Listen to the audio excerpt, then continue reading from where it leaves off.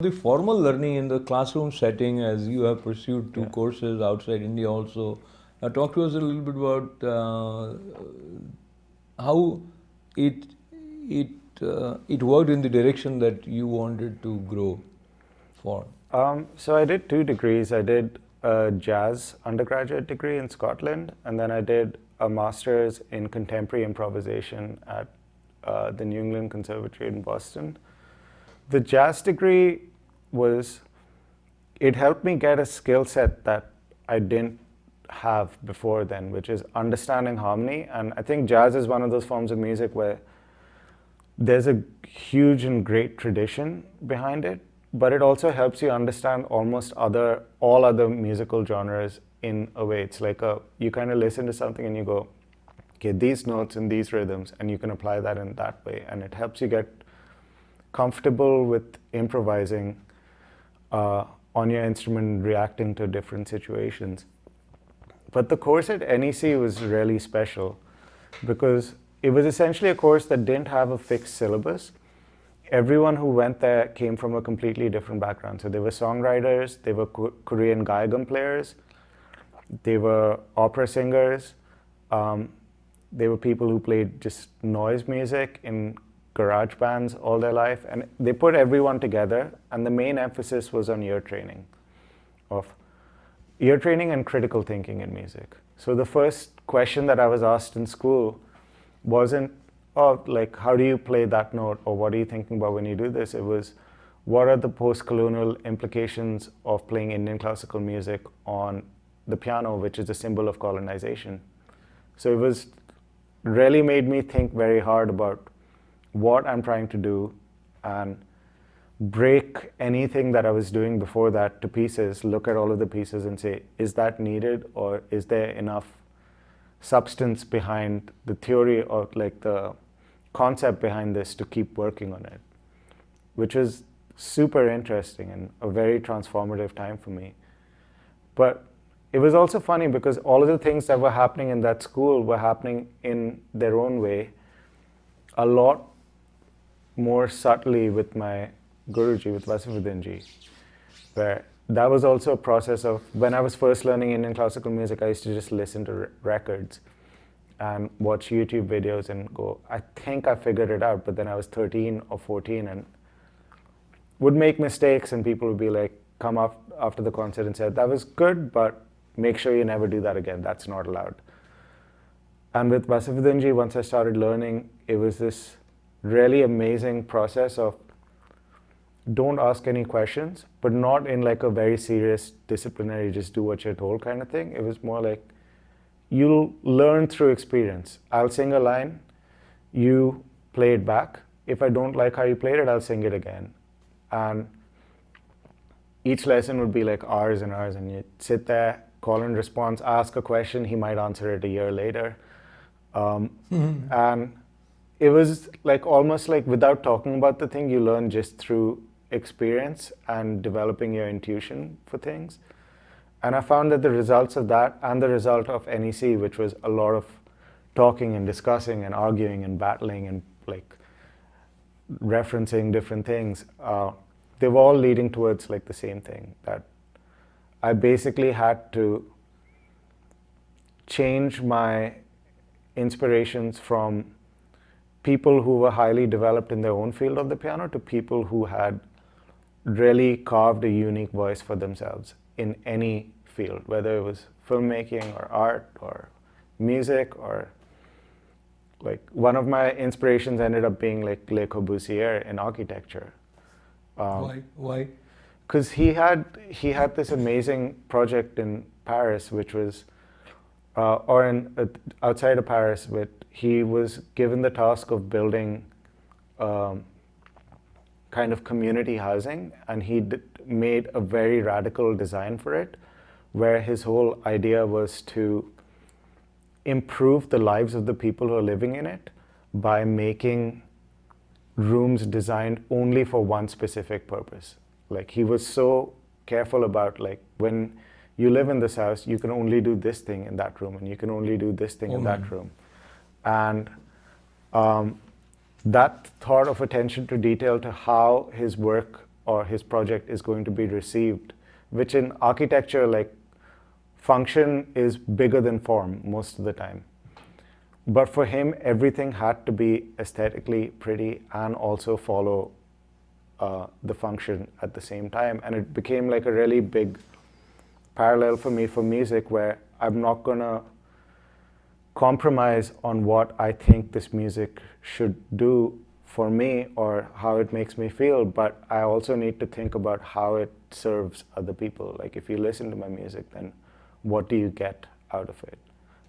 I don't know. I mean, I'm just going to think loudly for a minute or so. And what you just said in the context of this architect, it takes away the freedom of the inhabitants in terms of what they can do if they are to respond to their own inner voice with reference to a particular structure. So that way it is a dictatorial from the architect's point of view. I respect what he has, but there is this space. The same way about the music, every one who is in the hall will hear different things based on their already pre-existing space within, because each human being carries his own world, which is different than the other one. So this is just a point, but then coming back to the interesting comparison or the ability to see how you were learning with your Guruji, where questions were not asked, where you won't get immediate answer to your query, and this other place. So this, from one point of view, is less sensitive to the subtle aspect of your being, where you are talking about critical thinking, where you are looking at how in the post-colonial world, piano, etc.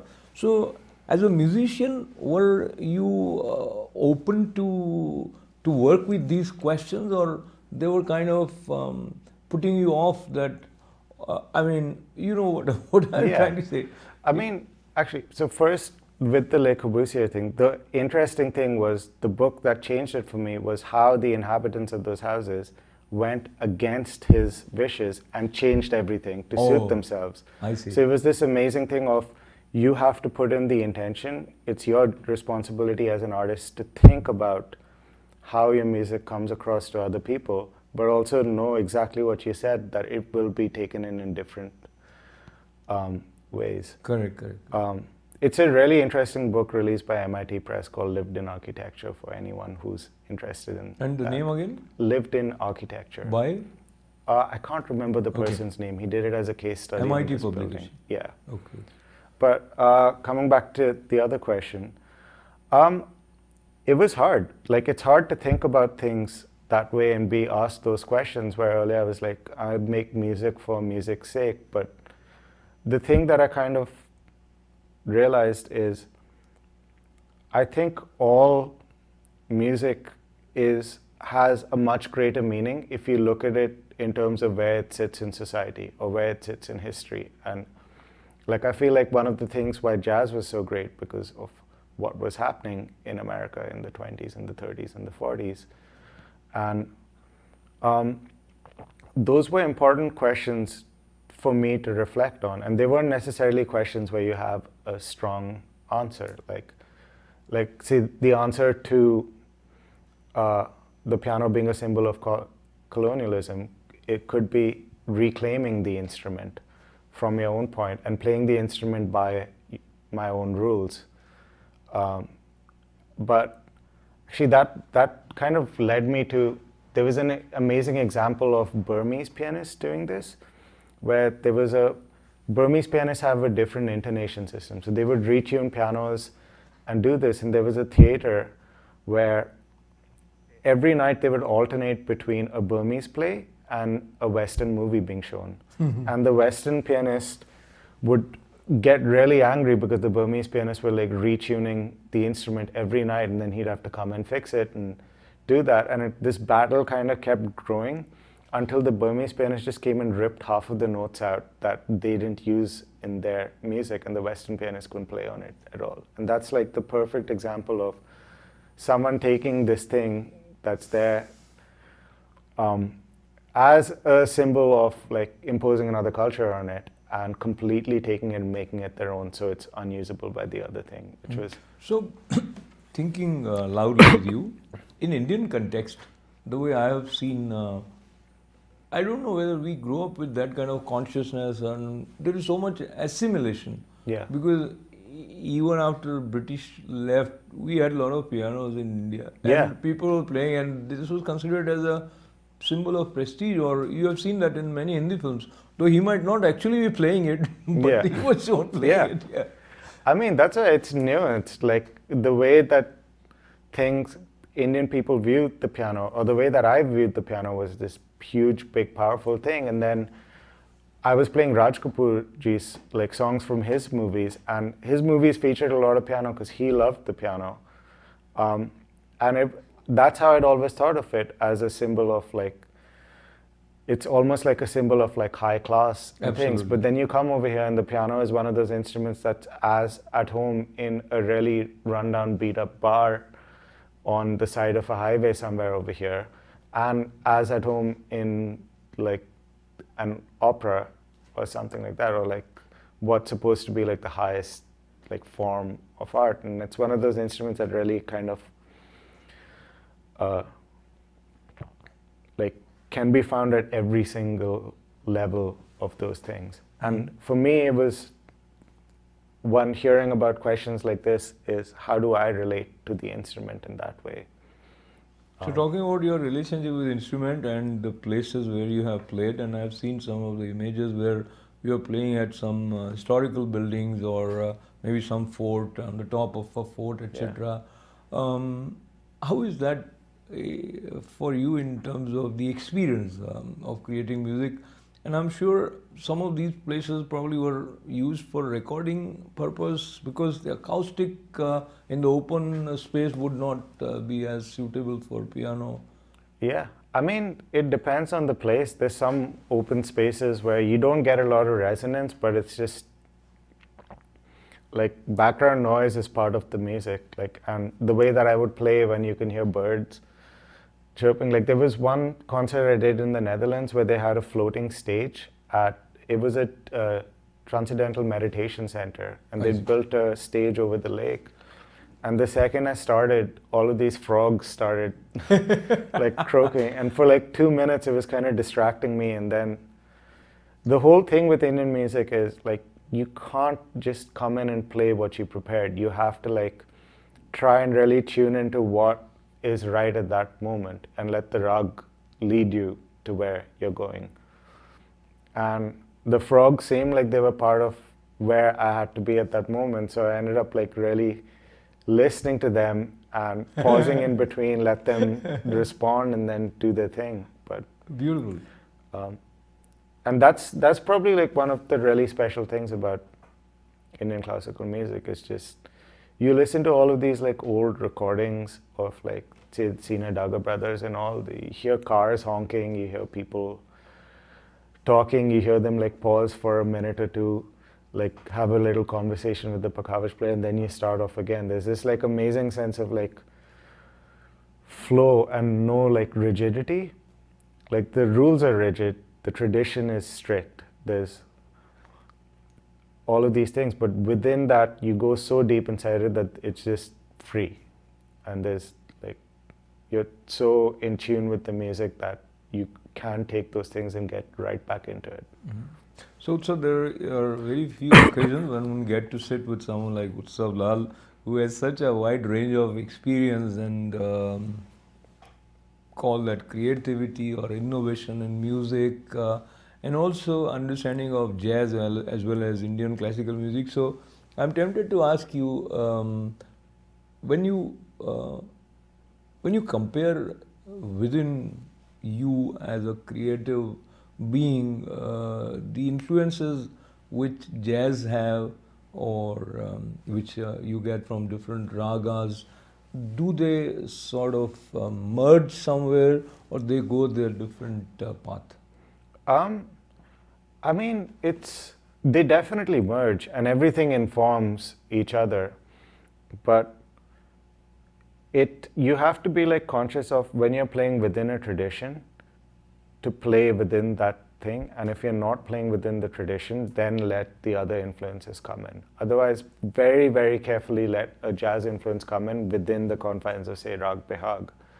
But one of the things that I'm more interested in is not making, say, like jazz and Indian classical, or jazz and Irish music, or Indian classical music and Irish music, but kind of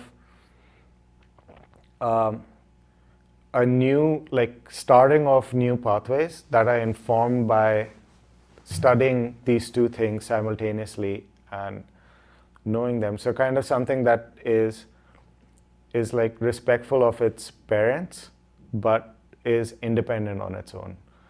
And there's a couple of musicians like that who've been really inspirational for me. Like there's this Ethiopian nun pianist called Tsegu Mariam, who kind of, her life story was very interesting. She like grew up in Ethiopia, had to move out because of a genocide that was going on over there.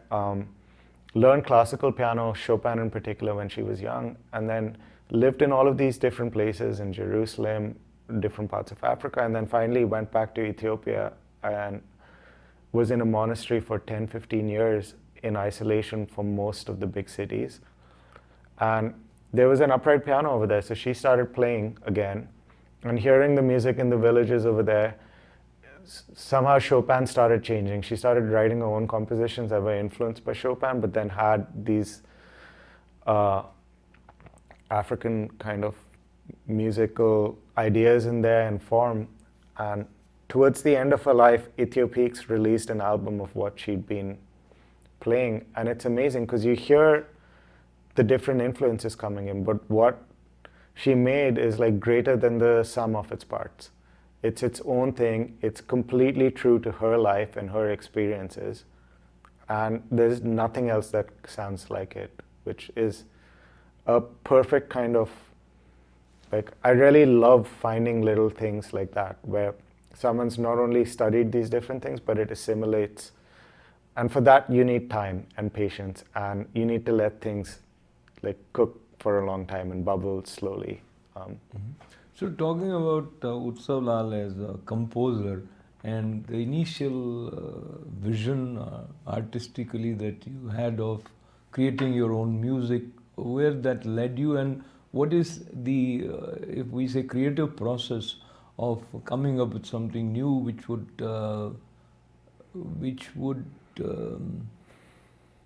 be sharing a part of your identity and at the same time offering you a new insight to connect with yourself? Yeah, I mean, there's no one way to do it. And the way that I guess musicians' lives work a lot of the time is also project-based, where you have your riyaz is solid, you do that every day. But in composing and making new things, it depends on what is coming up and what's stimulating, or what you've listened to in the back of a taxi when you're going home at night. Like right now, what I'm really thinking about is writing for Indian music and Irish music, because I have a residency coming up at the Irish Arts Centre next year, for which it's going to be me, a flute player, and then Nitin Mitaji on tabla. And I'm really trying to write for that. So the way that I'm working on that specific thing is listening to old Irish musicians and old Indian musicians and compositions kind of from the 40s and the 50s, and finding the records and the parallels and between them, and then just improvising, inspired by both of them, and listening to like hours of improvising and kind of going, where is that, like, has flavors of both of those things, and then developing that into a piece. But every single project's going to be different, and you have to keep trying like 20 different ways of attacking the same thing, and you never know which one will be like the inspirational seed that then takes off. So listening to you, Utsav, I think musicians are also like scientists somewhere, and everything somewhere has a overlapping space. And you have worked with musicians who have come from different cultural backgrounds, and you shared story of this pianist, Yeah. and it must be enriching to learn about other musicians also, but also you have learned by working with them. So talk to us a little bit about different projects that you have done with people who do not share your cultural and musical background. Yeah, I mean, I've been really fortunate to have worked with a lot of people who've been very inspirational for me.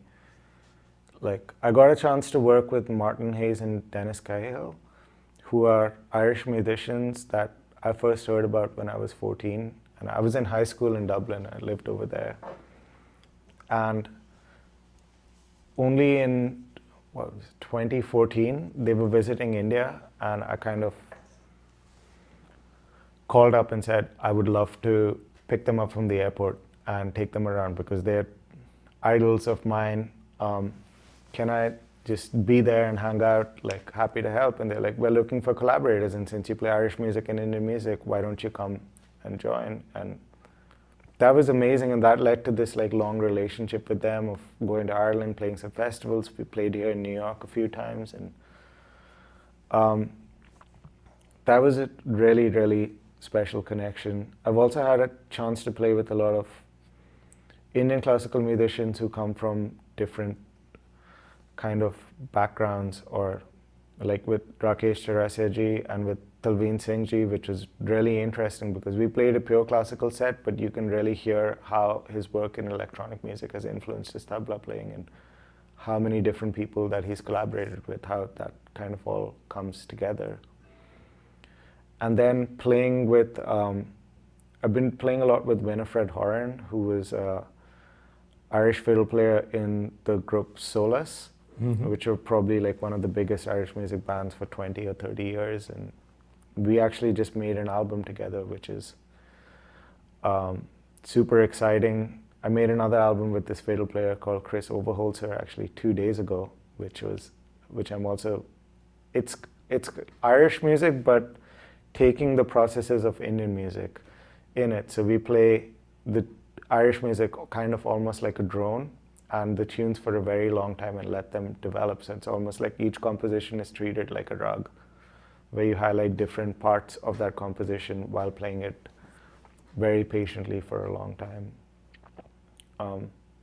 Yeah, I mean, there's so many more like jazz musicians and free musicians that I've loved playing with, and it's been, every single one kind of keeps you awake at night for hours after that encounter, and you're just bubbling with enthusiasm and ideas from that. And now playing in the studio for your album and playing for the audience on the stage, and you have been doing both. Talk to us a little bit about the other side, playing for the audience. And one, you shared the instance of Netherlands, but talk to us a little bit about your upcoming concerts, as well as any special experience from a concert where you felt there was something magical happened. I mean, one concert recently that was really special was playing at Steinway Hall in New York, for the simple reason that I got to play the best piano I've ever played. It was their like finest Steinway concert grand piano. And when I sat down, I was just like, this is butter. Everything that I do just works and takes it even further. And at home, I have a piano that I bought for $50 that someone was going to throw away because I'm interested in rebuilding and fixing. So I kind of got it as a project instrument. So going from that broken down piano to one of the best pianos in the world probably was great. I have a couple of shows coming up. This Wednesday, I'm playing 2 sets at the Jazz Gallery, which I've been to see shows there so many times, and it feels amazing to be on that stage for the first time. And I'm grateful to Jazz Gallery and also to Brooklyn Raga Massive, who organized the event. They do really amazing work in New York over here. And I'll be doing 2 sets, one solo and one with Mir Islam on tabla, who's a fantastic musician. I'm excited to work with him. And then there's A couple of other things coming up. I think I'm going to be doing a concert and a workshop in Fort Lauderdale in Florida at Florida University soon, and the Irish Arts Center project that I mentioned earlier, which is going to be, I think, April next year, and we'll be doing 3 nights at the center over there. And you are also, I believe, connecting with aspiring piano lovers who want to learn from you through Skype or online teaching, etc. How that makes you feel, and is it working out well in terms of the relationship of a teacher and taught online? Yeah, I mean, it was something that I wasn't sure was going to work, but I've taken a bunch of lessons from people on Skype and then kind of thought it might work. And I have a bunch of students right now, and I teach either in person in New York or on Skype, and it's been really, really fruitful. And there's some, I have a lot of students in California actually, so we kind of spend most of my evening sitting at home with the camera and my keyboard connected and like working and talking for hours about music. And yeah, with Skype it's also interesting because you can do so much when you're actually sitting face to face, but then there's a lot more that also gets done by like sending recordings back or sending things, and usually sessions tend to go even longer than in person because you have the luxury of being there and set up already. You cut the commute time. Yeah, so you can like give that much more from the comfort of both of your own homes.